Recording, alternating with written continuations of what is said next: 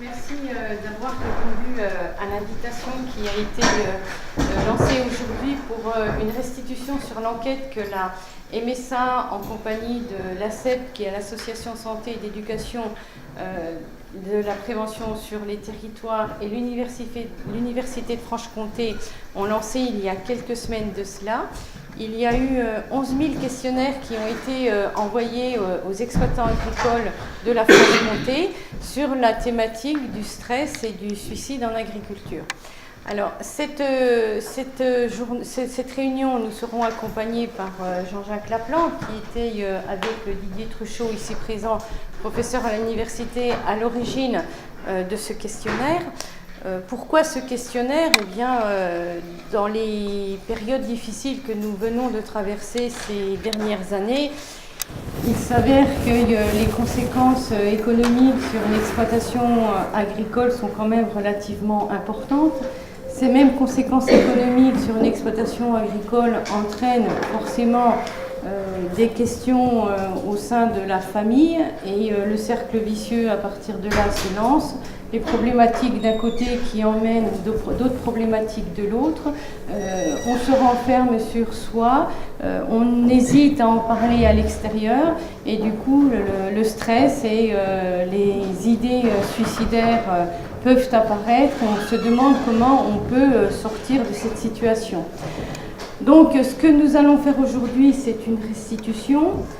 Nous n'avons pas, alors habituellement c'est Jean-Jacques qui le dit, nous n'avons pas de baguette magique pour résoudre tous les problèmes, mais le but de la réunion est, après la présentation, d'échanger entre nous et puis de voir ensemble quelles pistes d'action nous pourrions éventuellement mettre en place pour vous accompagner ou accompagner les personnes que vous connaissez dans les situations difficiles. C'est important pour nous d'avoir des experts extérieurs, d'abord parce que l'université, évidemment, est un label de grande qualité sur une étude. Voilà, ça c'est un premier point.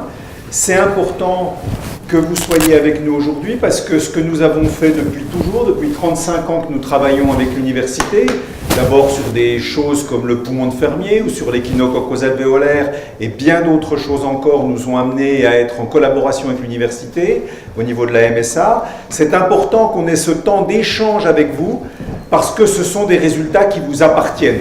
C'est pas fait pour rester dans le laboratoire du professeur Truchot. C'est pas fait pour rester dans les cartons de la MSA, c'est fait pour être mutualisé, pour être redonné à l'agriculture, ces éléments-là. Et donc c'est le sens des 3 réunions que nous avons organisées sur l'ensemble de la région Franche-Comté, à Val-d'Aon, à Salins et aujourd'hui à Cey-sur-Saône. C'est pour venir vous montrer ce qu'il en est de ce qui a pu être observé par le professeur Truchot derrière ces grands questionnaires que vous avez eu l'amabilité pour beaucoup d'entre vous de remplir.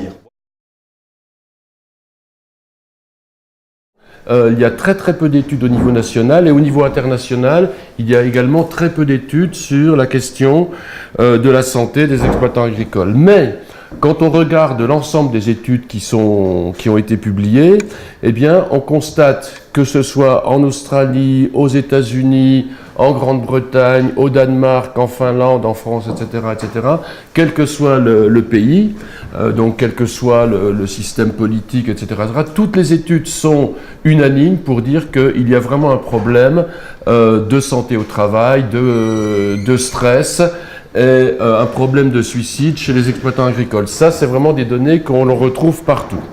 Mais alors, jamais il y a eu d'études qui ont été menées systématiquement sur un échantillon important d'exploitants agricoles. Donc l'étude que nous avons menée avec la MSA, dont je vais restituer les grandes lignes aujourd'hui, c'est vraiment la première étude nationale et internationale sur un échantillon aussi important d'exploitants agricoles. Alors pour mener ce travail, nous nous sommes intéressés à un certain nombre d'indicateurs de stress.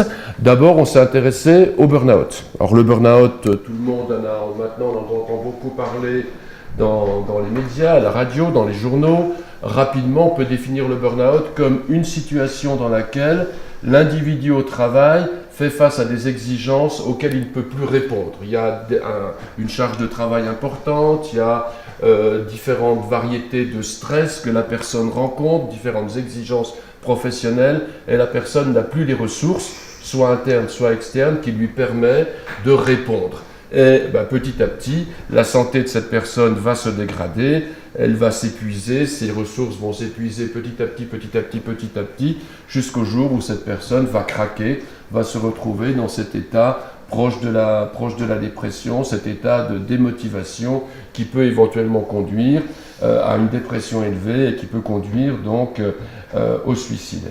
Alors le burn-out, on l'a étudié à travers deux de ces dimensions.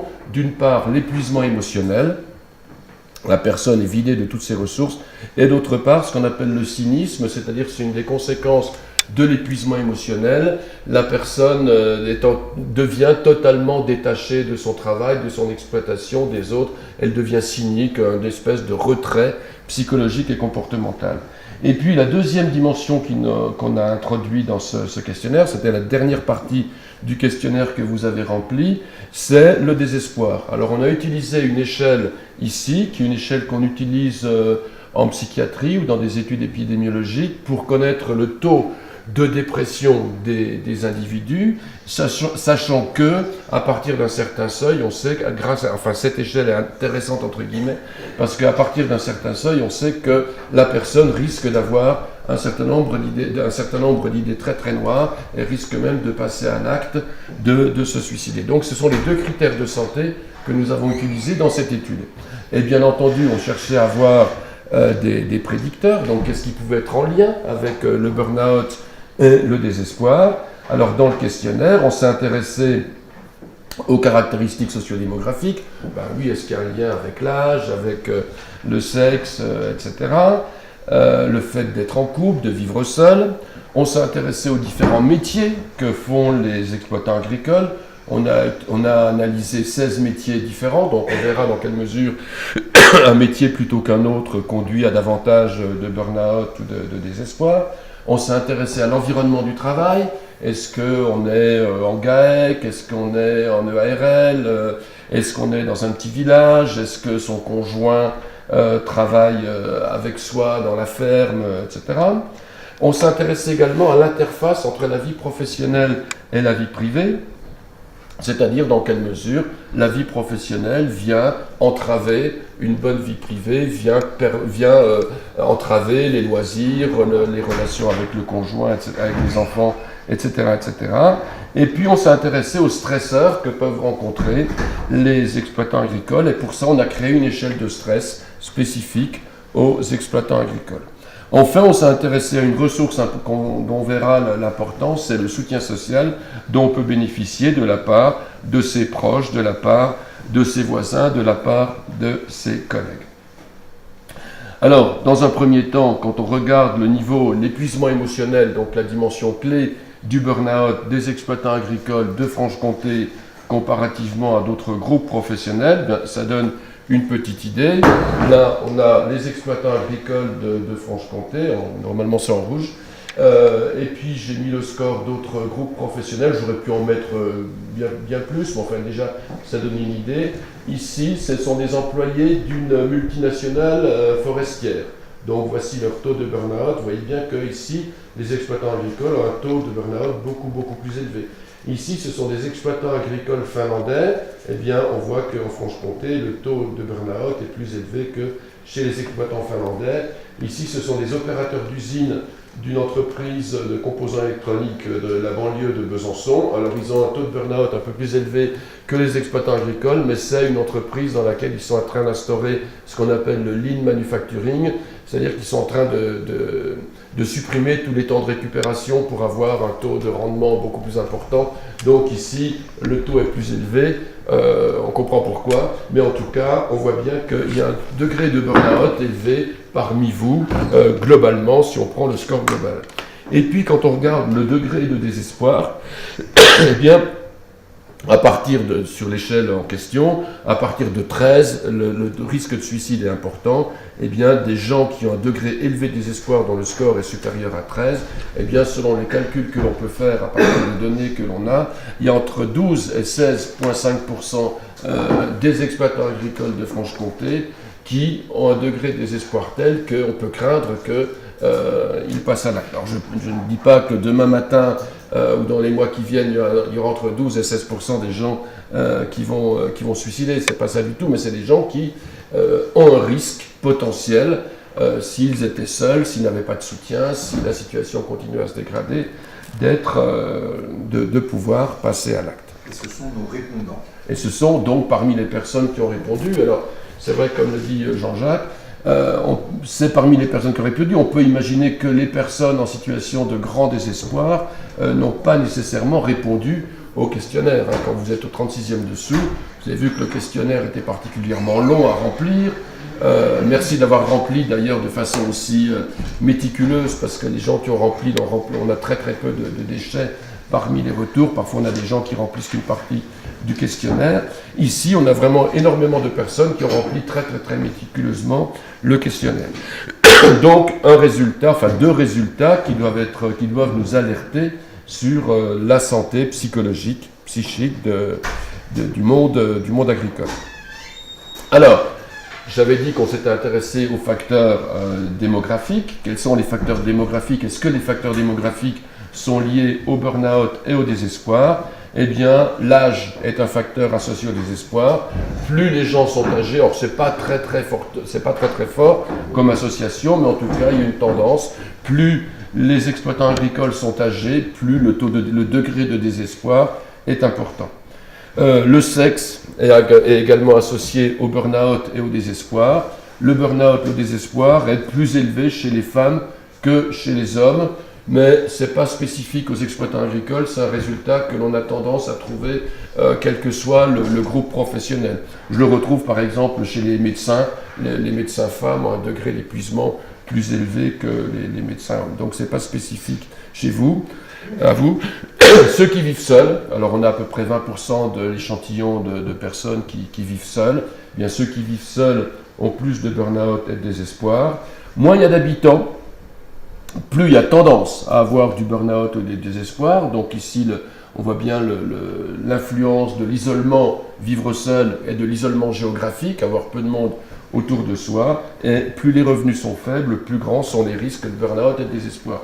Donc ça veut dire, on voit bien ici qu'on a tout un ensemble de variables qui sont des variables sociales qui influent sur la dépression. Donc c'est pas le fait simplement d'avoir affaire à une population qui serait bourrée de personnes naturellement dépressives, hein, c'est pas ça du tout. On voit bien ici que ce sont tout un ensemble de variables psychosociales liées à l'environnement de travail, l'isolement géographique, le lieu de résidence, les revenus, etc., qui engendrent burn-out et désespoir. Quand on regarde les caractéristiques et l'environnement de travail, eh bien, quand la conjointe travaille sur l'exploitation, il y a davantage de burn-out. Et inversement, quand la conjointe a un emploi en dehors de l'exploitation, on peut imaginer qu'il y a un salaire supplémentaire. Donc dans ce cas-là, il y a moins de burn-out, il y a moins de désespoir. Donc c'est manifestement le fait d'avoir un conjoint qui est une ressource, entre guillemets, en ramenant un salaire, qui fait qu'il y a moins de burn-out et de désespoir. Il y a sans doute moins de problèmes d'influence de la vie de travail sur la vie privée qui vont interférer. Donc ceci pourra expliquer cela. Ceux qui ont une production bio, alors le bio est facteur de bonne santé. Ceux qui ont une production bio sont moins atteints de burn-out, mais surtout sont moins atteints de désespoir. Alors, est-ce que ça donne un sens supplémentaire à son travail? Est-ce que les conditions de travail sont meilleures? En tout cas, c'est net dans notre échantillon.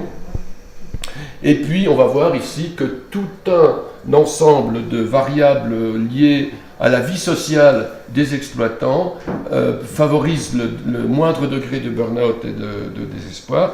En effet, ici, ceux qui vendent à la ferme, donc qui ont plus de relations sociales, ont moins de désespoir. Ceux qui ont une activité d'accueil, qui accueillent des classes, qui accueillent maisons d'hôtes, etc., ont moins de désespoir. Ceux qui sont élus, donc à nouveau ça suppose un engagement social, ceux qui sont élus ont moins de burn-out et de désespoir.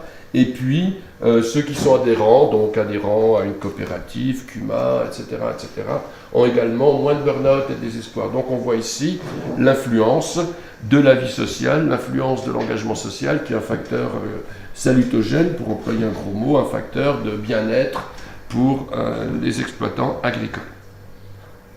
Alors, maintenant, regardons les professions. On a regardé, en exploitant les résultats, quels étaient les degrés de burn-out et de désespoir selon les 16 professions que l'on a recensées. Eh bien, les professions la profession qui a le score le plus élevé, donc ici on a les scores de désespoir, ici on a les scores de burn-out, et ici c'est le classement par rang, donc le score le plus élevé, le deuxième, le quatrième, etc., etc. Et ici pareil pour le burn-out. Eh bien, c'est dans les élevages de bovins, ce sont les exploitants agricoles qui ont un élevage de bovins pour la viande, qui sont au premier rang du désespoir, c'est eux qui ont le score le plus élevé. Si on arrive en deuxième position, c'était une surprise, en tout cas on ne s'attendait pas à trouver cette profession-là. En deuxième position, c'est le bûcheronnage et la sylviculture, qui a un score très très proche. On est à 8,7, on est à 8,8. C'est un score, hein, c'est pas un pourcentage, hein, c'est le score de ces personnes, du groupe de ces personnes. Ensuite, les personnes qui font de l'entretien du paysage, qui arrivent en deuxième position ex aequo. En quatrième, les personnes qui vendent du lait à un industriel. Et on verra que les personnes qui font du lait à compter ont un score beaucoup plus faible, sont en nette meilleure santé. Donc les vendus à un industriel. Ensuite arrivent en cinquième position les céréaliers, la polyculture, que ce soit polyculture ou polyélevage, qui arrive en sixième ou septième position. Et ensuite, ceux qui vont moins mal, donc à partir de la huitième position, on va trouver élevage de bovins mixtes, élevage d'ovins caprins, la viticulture, élevage de volailles, élevage de lapins, l'apiculture. Et comme je le disais précédemment, on voit bien que le lait à compter, comparativement au lait vendu à un industriel, les scores ne sont pas du tout les mêmes, puisque ici, ils arrivent en 14e position. Le maraîchage, l'élevage de porc, arboriculture fruitière sont ceux qui vont le mieux, donc avec le lait à compter. Donc ici, on voit que les résultats ne sont pas du tout uniformes. On ne peut pas parler des exploitants agricoles comme un groupe homogène. Il y a des différences très nettes en fonction du type du métier, en fonction du contenu du métier. Ce PowerPoint sera sur le site de la MSA, donc vous pourrez le consulter si vous n'arrivez pas, des gens qui prennent des notes, si vous n'arrivez pas à prendre toutes les notes, donc avoir des problèmes d'attention partagée, il sera sur le site de la MSA très rapidement, donc vous pourrez le consulter. Voilà. Alors maintenant, on s'est intéressé avec ce questionnaire aux stresseurs qui étaient perçus par les exploitants agricoles. Donc on avait une liste de 66 stresseurs et j'ai analysé avec des méthodes statistiques un peu compliquées, je ne vais pas m'étendre dessus, mais j'ai cherché à voir comment les stresseurs se regroupaient entre eux, pour voir quelles sont les grandes catégories de stresseurs que vous pouviez rencontrer, que vous perceviez dans votre vie quotidienne. Alors on a 8 grandes catégories de stresseurs. On a la pression des réglementations agricoles, donc c'est le fait de devoir sans arrêt suivre des règlements, le fait de devoir sans arrêt s'adapter à de nouvelles normes, etc., etc. On a la charge de travail, le manque de temps, donc c'est être sans arrêt pressé par le temps, ne pas avoir le temps de faire son travail. L'incertitude face au marché financier à l'avenir, donc c'est les craintes que les marchés agricoles qu'il y ait une chute du prix sur les marchés, c'est que va devenir l'exploitation demain. L'isolement, le manque de commerce et de services. Les inquiétudes financières, qui est différente de l'incertitude face au marché financier et à l'avenir. L'inquiétude financière, c'est vraiment l'inquiétude par rapport aux revenus, je dirais, immédiats. Hein, c'est l'inquiétude financière quotidienne. Les conflits entre associés ou membres de la famille, qui sont également un stresseur particulièrement élevé, qui est particulièrement perçu. La météo et les problèmes des machines. Et enfin, alors, pourquoi météo et problème des machines arrivent ensemble? C'est parce que c'est tous les aléas, en fait, incontrôlables. Une machine qui tombe en panne, c'était pas prévu. Un orage qui arrive d'un seul coup, c'était pas prévu. Donc on comprend pourquoi ces stresseurs arrivent ensemble, même qu'ils ne soient pas de même nature. C'est tout ce qui est aléa, tout ce qui est incontrôlabilité, imprévu. Et puis, la dernière chose, la transmission familiale de l'exploitation. Donc ça, 8 grandes catégories de stresseurs. On s'est ensuite demandé, j'ai fait des calculs pour voir dans quelle mesure ces stresseurs-là étaient liés au désespoir et étaient liés au burn-out. Alors on a évidemment quelques surprises. On s'aperçoit que le stresseur qui a, alors ça c'est pas une surprise, en tout cas, le stresseur qui a le plus de poids, qui est le plus relié au burn-out, donc épuisement, cynisme et au désespoir, c'est la charge de travail et le manque de temps. Donc ça c'est le stresseur, s'il fallait alléger le burn-out et le désespoir, eh bien il faudrait agir sur ce stresseur-là. Charge de travail et manque de temps, c'est vraiment celui qui impacte le plus sur cette mauvaise santé psychologique. Arrivent ensuite les inquiétudes financières. Donc inquiétudes financières, c'est les inquiétudes financières directes, c'est-à-dire le compte en banque aujourd'hui, ou ce qui va revenir demain. C'est pas tellement l'avenir, c'est vraiment l'inquiétude financière par rapport à l'immédiat. Donc qui agit sur l'épuisement, qui agit sur le cynisme et qui agit sur le désespoir. Vous l'aurez compris, plus il y a d'étoiles, plus ça veut dire que le lien entre cette variable-là et puis épuisement, cynisme et désespoir est fort. Peut-être, Didier, je t'interromps juste 2 secondes, il faut peut-être expliquer le cynisme. Oui. Donc ça vaut le coup parce que c'est pas forcément quelque chose que les gens s'approprient facilement. Ok, alors le cynisme, c'est vraiment le fait, c'est un retrait psychologique de la personne. C'est-à-dire que quand l'individu est en burn-out, il commence par ressentir de l'épuisement émotionnel, l'individu n'a plus aucune ressource. Donc je n'ai plus aucune ressource, je ne peux plus répondre aux exigences de mon travail. Si on prend un prof par exemple, eh bien il est épuisé, ses élèves lui demandent un certain nombre de choses supplémentaires, et il n'a plus les ressources, il ne peut plus répondre aux demandes de ses élèves. L'exploitant agricole, il a une charge de travail à laquelle il n'arrive plus à répondre, il va être épuisé petit à petit, il est soucieux par rapport à l'avenir, petit à petit l'ensemble de ses ressources vont s'épuiser. Donc ça se traduit par une démotivation à faire son travail, et pour faire face à cette situation-là, eh bien une des manières de faire face, c'est pour le prof de dire « mes élèves m'emmerdent ». Donc c'est mettre de la distance, c'est se mettre, c'est où ils sont cons, ou enfin etc., etc. Donc du coup, je peux faire face entre guillemets au fait d'être épuisé, au fait de ne plus pouvoir répondre aux demandes des autres, c'est-à-dire que plutôt que d'essayer de voir comment je peux récupérer des ressources, je mets les autres, je mets toutes les demandes à distance. Donc je vais développer un retrait psychologique comportemental vis-à-vis de mon travail, vis-à-vis des exigences professionnelles, retrait qui peut passer par donc, du cynisme, voire des comportements suicidaires, puisqu'on ne sait plus pouvoir répondre à la situation dans laquelle on est. Donc le cynisme, c'est pas du cynisme au sens quelqu'un qui aurait une personnalité cynique, c'est vraiment développer cette attitude de après tout, je m'en fous, j'en vois tout balader. C'est vraiment ça, cette attitude. Le soignant, oui, tout à fait. Le soignant cynique, par exemple, il n'est plus, petit à petit, il se retire et il n'est plus touché par la souffrance du malade. Voilà. Ok.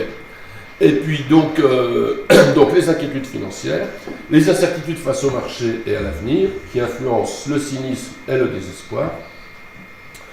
Les conflits entre associés, membres de la famille, qui impactent sur l'épuisement, sur le cynisme, mais pas sur le désespoir. L'isolement, le manque de commerce et de services, alors qui impacte moins, il y a un lien avec l'épuisement, mais c'est tout. Donc ce n'est pas le stresseur le plus important. Les pressions des réglementations agricoles, alors dont on pouvait penser que c'est très très souvent cité dans les discours, dans les journaux, etc. Mais ce n'est pas ce qui impacte beaucoup, ça n'impacte pas sur l'épuisement, ça impacte sur le cynisme et pas sur le désespoir. Et encore une fois, dans les questionnaires que vous avez. Ouais. Et donc la météo, les problèmes de machine et la transmission familiale de l'exploitation n'ont pas d'impact sur le burn-out ni sur le désespoir. Alors on peut être surpris en ce qui concerne la transmission familiale de l'exploitation, ça joue peut-être sur d'autres critères. Nous, là, on a pris comme critère le burn-out, le désespoir, peut-être que ça joue sur des angoisses, des inquiétudes, etc., etc. En tout cas ici, ce qui joue vraiment le plus, vous le voyez, je répète, la charge de travail, manque de temps, les inquiétudes financières, les inquiétudes face au marché, les conflits entre associés sont vraiment les variables qui impactent le plus sur le burn-out et sur la dépression vous, de vos collègues. Alors on s'est intéressé également à l'interface entre la vie professionnelle et la vie familiale. Donc je répète, l'interface entre la vie professionnelle et la vie familiale, c'est vraiment dans quelle mesure les exigences de ma vie professionnelle m'empêchent d'avoir une vie familiale, des loisirs, etc. Dans quelle mesure ça empiète sur ma vie familiale, dans quelle mesure finalement je suis tellement préoccupé par mon travail qu'il n'y a plus de place sur la vie familiale. Eh bien, c'est une réalité dans le monde des exploitants agricoles. Il y a un degré, une interface, un conflit entre les deux qui est particulièrement élevé. Et ça va jouer, ça va être lié à la fois au burn-out et à la dépression. Et c'est quelque chose qui est beaucoup plus ressenti par les femmes que par les hommes. C'est très net. Les femmes ressentent davantage cet empiètement de la vie professionnelle sur la vie privée que ne le ressentent les hommes. Alors, à quel stresseur c'est lié? Bien, donc ici à nouveau on retrouve nos 8 stresseurs. Ici on trouve l'empiètement de la vie professionnelle sur la vie privée. Bien, on n'est pas surpris de voir que c'est principalement la charge de travail, c'est logique, qui va jouer sur ce stress-là. Plus la charge de travail est élevée, plus la vie professionnelle impacte sur la vie familiale. Les inquiétudes financières impactent également beaucoup sur la vie privée finalement, les conflits entre associés et membres de la famille et la transmission de l'exploitation. Donc on a 4 grands stresseurs, 4 grandes catégories de stress qui viennent jouer sur la qualité finalement de la vie privée, de la vie avec ses proches, avec ses enfants, avec son conjoint, ses parents, ses amis, vie sociale, etc. Alors, on s'est intéressé, dernière variable que je vais présenter, puis après on pourra répondre à les questions qui sont les vôtres, on s'est intéressé au soutien social. Alors le soutien social est une variable particulièrement importante pour les individus, pour la qualité de vie des individus, que ce soit au travail ou en dehors du travail. Le soutien social prend différentes formes. Le soutien social, ça peut être un soutien en termes d'information. On a tous besoin d'informations.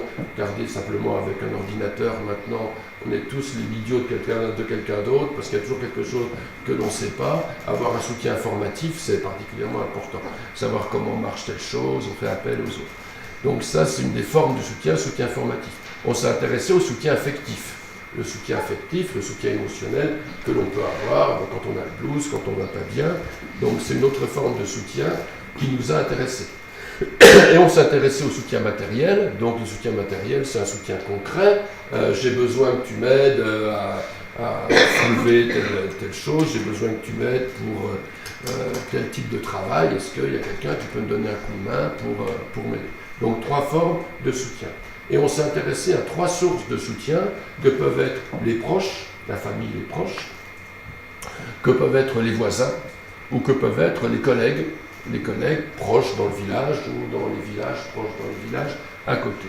Et donc on s'est intéressé à 2 effets que pouvait avoir le soutien. Est-ce que le soutien joue sur la santé des individus et est-ce que le soutien vient modérer les effets des stresseurs? Quand il y a des stresseurs qui sont là mais qu'il y a du soutien, eh bien est-ce que les stresseurs ont des effets? Est-ce que ça vient modérer les effets des stresseurs? Alors, dans des études qu'on avait menées précédemment, on s'était rendu compte que vraiment ce soutien social avait des effets bénéfiques, y compris sur la longévité des personnes. On a suivi un échantillon de 10 000 personnes pendant 10 ans et on a regardé au début de l'étude si les gens avaient un soutien social, s'ils appartenaient à des groupes, etc., etc.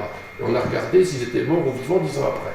Bon, les gens qui ont un soutien social au début sont moins morts, entre guillemets, ont moins de chances d'être morts 10 ans après que les gens qui n'avaient pas de soutien social au départ. Et ça, c'est très très net. Et ce qui était, je ne devrais pas vous le dire, mais il faut rendre tous les résultats. Les personnes qui fument et qui ont beaucoup de soutien social sont moins morts 10 ans plus tard que les personnes qui ne fument pas et qui n'ont pas de soutien social. Évidemment, ceux qui ne fument pas et qui ont beaucoup de soutien social sont encore moins morts que les autres, mais on voit bien l'intérêt, l'importance du soutien social qui permet de se déstresser, qui permet de faire que les stresseurs paraissent moins menaçants, parce que je sais que j'aurai du soutien quand si un stresseur apparaît. Le soutien social va jouer sur le fait de vouloir se maintenir en bonne santé, etc., etc., etc. Alors chez vous, eh bien, globalement, le soutien social, on voit ici ses effets, donc on a le soutien de la famille, le soutien des voisins, le soutien des collègues, comment ça joue sur l'épuisement émotionnel et sur le désespoir. Eh bien, le soutien de la famille diminue l'épuisement émotionnel, le soutien de la famille diminue le désespoir. Plus il y a de soutien de la famille, moins on a d'épuisement, moins on a de désespoir. Donc c'est vraiment une ressource importante à cultiver. Le soutien des voisins, ma foi, il joue un petit peu, mais ce n'est pas le plus. En revanche, on voit qu'il y a une importance très très très forte, et plus encore que de la famille, le soutien des collègues, donc des collègues immédiats dans le même village, ou le soutien des collègues dans les villages proches. Eh bien, le soutien des collègues va fortement contribuer à apaiser, à diminuer la survenue de l'épuisement émotionnel, beaucoup plus encore que le soutien de la famille, et le soutien des collègues va diminuer le désespoir autant que la famille contribue à diminuer le désespoir. Donc ici, on voit bien l'intérêt de cette forme de solidarité, de ce lien social, et on va le voir encore avec les derniers résultats que je vais vous présenter. On s'est demandé dans quelle mesure le soutien vient modérer les effets des stresseurs sur l'épuisement émotionnel. Eh bien, on voit dans nos résultats que le soutien de la famille modère les effets de la charge de travail. Donc plus il y a de soutien de la famille, plus les effets de la charge de travail vont diminuer quand le soutien est fort. Le soutien des voisins modère l'effet des inquiétudes financières. Le soutien des collègues modère les effets. Alors on voit bien le soutien des collègues, j'avais dit qu'il était très important. Eh bien le soutien des collègues modère les effets de la charge de travail, modère les effets des inquiétudes financières, modère les effets de l'incertitude quant à l'avenir. Donc le soutien des collègues a un fort effet modérateur sur l'épuisement émotionnel. Plus le soutien est présent, eh bien plus les effets de la charge, de l'inquiétude et de l'incertitude tendent à être modérés. Maintenant, si on regarde les effets modérateurs du soutien social sur le cynisme, eh bien on s'aperçoit que le soutien de la famille va modérer les effets de la charge de travail, des inquiétudes financières et des effets des conflits avec la famille ou avec les associés. Et on s'aperçoit également que le soutien des voisins va modérer les effets des inquiétudes financières et le soutien des collègues, à nouveau, a un effet protecteur en ce qui concerne la charge de travail, les inquiétudes financières et les incertitudes face à l'avenir. Et enfin, pour terminer, comment le soutien social va modérer les effets des stresseurs sur le désespoir? Eh bien, on retrouve les mêmes types de résultats. Le soutien de la famille va modérer les effets de la charge de travail, va modérer les effets des inquiétudes financières. Le soutien des voisins modère légèrement les effets de la charge de travail, des inquiétudes financières, et le soutien des collègues. Alors là, à nouveau, c'est celui qui est le plus bénéfique. Soutien, il diminue les effets de la charge, des inquiétudes financières, de l'incertitude face à l'avenir et des réglementations agricoles. Donc, on voit ici comment il y a un lien social qui existe encore, et comment ce lien social, cet effet de réseau, cet effet de solidarité, semble être encore présent dans le monde de la ruralité. Et non seulement il est présent, mais vraiment il a un effet particulièrement bénéfique sur votre santé psychologique. Alors pour conclure, bien, il ne s'agissait pas à travers cette étude de faire des découvertes extraordinaires, ce n'était pas du tout le but de faire des découvertes scientifiques, que sais-je encore. Il s'agissait pour nous de dresser un portrait, de dresser une photographie la plus rigoureuse possible de l'état du monde agricole aujourd'hui. Donc ici, c'est ce que nous avons essayé de faire en termes de stresseurs et en termes de comment les stresseurs impactent sur deux éléments qui sont donc le burn-out et qui sont le désespoir avec risque de suicide. Donc les grands éléments qui ressortent de ce travail, c'est qu'il y a un degré de burn-out qui est particulièrement important. Il y a un degré de désespoir avec risque de passage à l'acte, risque de suicide, qui concerne quand même 12 à 16% de la population. C'est un résultat particulièrement important. On voit également que d'une profession à l'autre, les scores, les risques ne sont pas du tout les mêmes. Il y a une inégalité, en tout cas, entre les différentes professions, puisque on voit bien que l'élevage pour la viande, les personnes qui sont dans l'entretien du paysage et dans le bûcheronnage ont des degrés importants avec ceux qui font du lait vendu à un industriel. Donc, inégalité entre les professions comparativement à ceux qui sont en bio, à ceux qui font du lait pour du lait à compter, etc. Et on voit bien aussi les stresseurs les plus importants. Donc les stresseurs les plus importants, charge de travail et inquiétude financière, sont vraiment les deux stresseurs les plus forts qui vous mettent le plus à risque de burn-out et de dépression. Et enfin, dernier élément important parmi les éléments qui ressortent, c'est ce que l'on a dit à la fin, l'importance du soutien social, l'importance du lien social, qui, je le répète, est vraiment une ressource à cultiver pour modérer les effets des différents stress que vous pouvez ressentir, que vous pouvez rencontrer.